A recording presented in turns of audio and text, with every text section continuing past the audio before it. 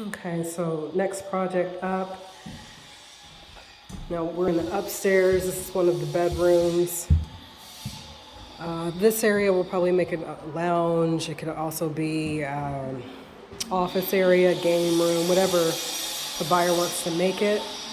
If you remember some of the old pictures, this wall was all completely closed and it was dark and you couldn't really breathe in here, but now there's more lighting,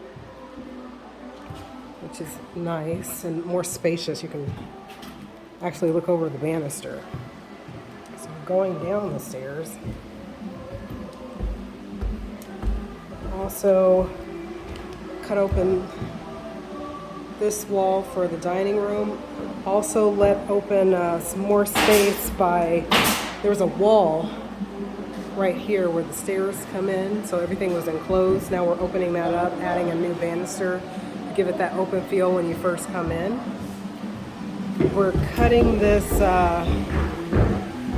countertop space and the width of the island. And then the other thing we did was push back the laundry room so that there'd be more space in the living room. So I think we're about 45% in, and we'll keep you updated with KG Realty Group Renovation.